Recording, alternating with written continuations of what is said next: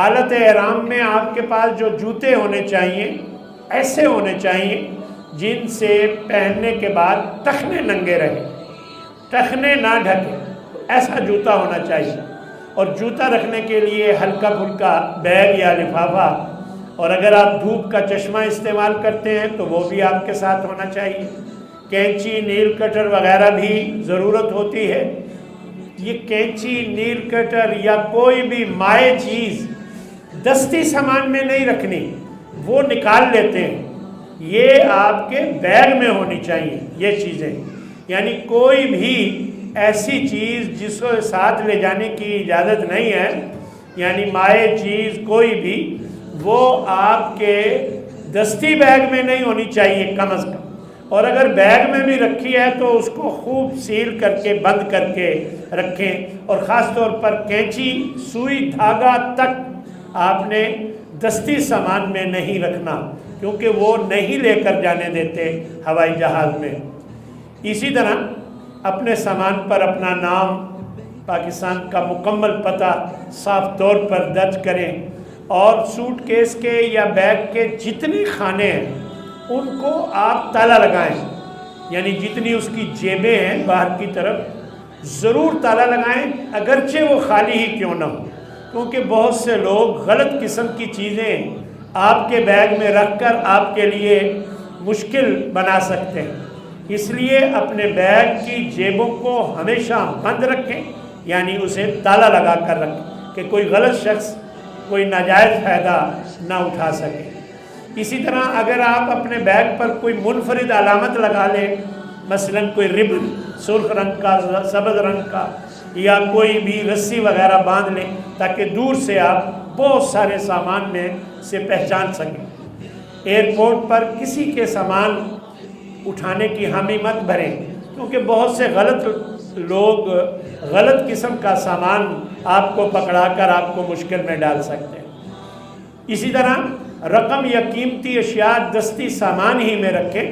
اور ساری رقم ایک جگہ رکھنے کی بجائے مختلف ساتھیوں میں آپس میں بانٹ لیں۔ اور راستے میں استعمال ہونے والی دوائیاں میں نے پہلے بھی عرض کر دیا کہ انہیں اپنے ساتھ رکھیں، باقی دوائیاں آپ سیل کروا لیں۔ اب کیونکہ آپ مسافر ہیں، آپ نے سفر کی حالت میں قصر نماز پڑھنی ہے، سوائے اس کے کہ جہاں آپ کو جماعت کے ساتھ نماز پڑھنی پڑے گی وہاں آپ نے، کیونکہ امام مقیم ہوگا تو آپ نے مکمل پڑھنی ہے، تو باقی آپ نے قصر نمازیں ادا کرنی ہیں۔ تو یہ قصر نماز کے بارے میں یقیناً ہم سب جانتے ہیں کہ کس طرح ادا کی جاتی ہے۔ ادھر ادھر باتیں کرنے کی بجائے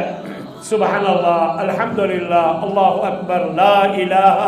الا اللہ، درود شریف، اور جو آپ کو دعائیں آتی ہوں،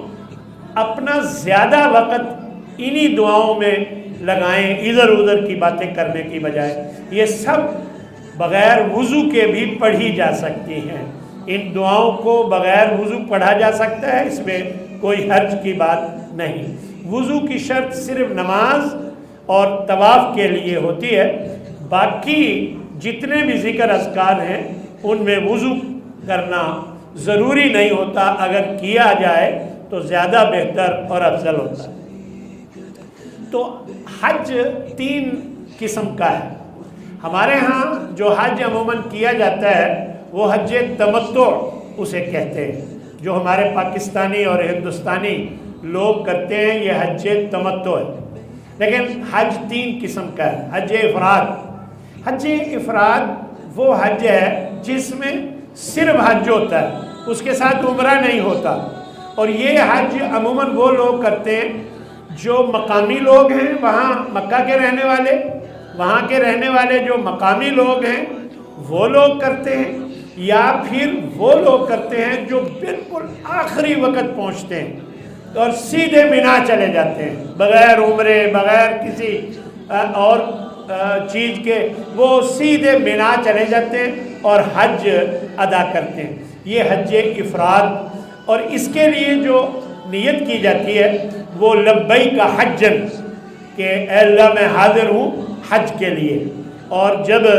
سواری چل پڑے تو اس وقت اللہم ہذہ حجۃ لا ریاء فیہا ولا سمعہ، کہ اللہ اس حج میں نہ کوئی دکھلاوا مقصود ہے اور نہ کوئی شہرت مطلوب اور مقصود ہے، تو یہ بھی پڑھ لیا جائے تو بہت اچھا ہے۔ اور دوسری حج کی قسم ہے حج قران۔ قران ملانے کو کہتے ہیں، قرین ساتھی کو کہتے ہیں۔ تو یہ حج قران دراصل عمرہ اور حج دونوں ایک احرام کے ساتھ کیے جاتے ہیں، یعنی جب آپ عمرہ کر لیتے ہیں تو احرام نہیں کھولتے، اسی احرام کے ساتھ پھر حج بھی کرتے ہیں،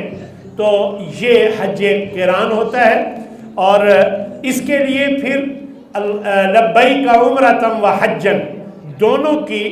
اکٹھے نیت کی جاتی ہے احرام باندھتے ہوئے کہ اے اللہ میں تیرے سامنے حاضر ہوں عمرے اور حج دونوں کے لیے، اور پھر وہی دعا جو میں نے پہلے عرض کی وہ پڑھی جاتی۔ اور حج قران میں ایک خاص بات ہے کہ اس میں عموماً سواری جو ہے سواری کہہ رہا ہوں قربانی جو ہے وہ ساتھ لے کر آتے ہیں میقات سے یا اپنے گھر سے، یعنی جو بھی حاجی ہے حج قران کرنے والا وہ اپنی قربانی کو ساتھ لے کر آتے ہیں، میقات سے پہلے وہ قربانی لے چکے ہوتے ہیں اور پھر آگے ساتھ لے کر آتے ہیں، یعنی قربانی کا جانور جو ہے۔ نبی صلی اللہ علیہ وسلم نے یہی حج فرمایا تھا جو حج قران جسے کہا جاتا ہے۔ تو یہ حج تمتع تیسری قسم ہے، اس میں بھی عمرہ اور حج دونوں ہوتے ہیں،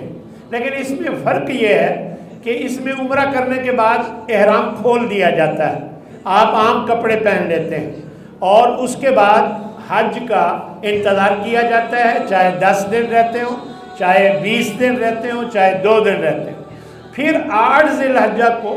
دوبارہ احرام باندھا جاتا ہے۔ تو اس کا جب احرام باندھا جاتا ہے تو اس کی نیت لبیک عمرۃ پہلے کی جاتی ہے، اور پھر جب اس کے بعد حج کے لیے احرام باندھتے ہیں تو اس وقت کہا جاتا ہے لبیک حجن، اور 8 ذی الحجہ کو اپنے کمرے سے جو بھی آپ کو ہوٹل میں جگہ ملی ہے وہاں سے احرام باندھ کر، یعنی اس دن لبیک حجن کہہ کر پھر مینا کی طرف جاتے ہیں۔ یہ حج تمتع ہی ہمارے پاکستانی اور ہندوستانی اکثر کرتے ہیں۔ تو کون سا حج کس کے لیے افضل ہے؟ یعنی اگر آپ قربانی نہیں ساتھ لے کے جا رہے پھر آپ کے لیے بہتر ہے کہ آپ حج تمتع کریں، اور اگر آپ قربانی ساتھ لے کے جا رہے ہیں پھر آپ کے لیے بہتر ہے کہ حج قران کریں، اور اگر آپ نے قربانی کرنی ہی نہیں ہے، کر نہیں سکتے، پھر بہتر ہے کہ آپ حج افراد کریں۔ تو حج تمتع کا کیا طریقہ ہے یہ اب آپ کے سامنے میں پیش کرتا ہوں، کیونکہ اس میں پہلے عمرہ ہوتا ہے، تو عمرہ کے لیے پہلے احرام باندھا جاتا ہے، اور احرام کے لیے شرط ہے کہ وہ میقات سے پہلے باندھ لیا جائے۔ دیکھیں، میقات اس جگہ کو کہتے ہیں جس جگہ نبی صلی اللہ علیہ وسلم نے مقرر کر دیا، جس جگہ کو کہ اس سے آگے احرام کے بغیر آپ نہیں جا سکتے۔ تو ہر علاقے، پوری دنیا میں مختلف علاقوں سے لوگ آتے ہیں، تو ہر علاقے کے لیے نبی صلی اللہ علیہ وسلم نے یہ جو جگہ مقرر کی ہے کہ اس جگہ سے بغیر احرام کے آگے نہیں جا سکتے، تو وہ میقات کہلاتی ہے۔ تو میقات سے پہلے احرام باندھنا ضروری ہوتا ہے۔ تو یہاں آپ دیکھیے، مدینہ والوں کے لیے ذوالحلیفہ جسے آج کل آبار علی کہا جاتا ہے، شام والوں کے لیے جحفہ جسے آج کل رابغ کہا جاتا ہے، اور نجد والوں کے لیے قرن المنازل، یہ سب سے قریب ترین یہ میقات ہے۔ اسے سیل کبیر کہا جاتا ہے آج کل، اور یمن والوں کے لیے یلملم جسے آج کل سعدیہ کے نام سے پکارا جاتا ہے، اور ہمارے پاک و ہند کے لیے بھی یہی یلملم ہی ہے جو میقات مقرر کیا گیا ہے۔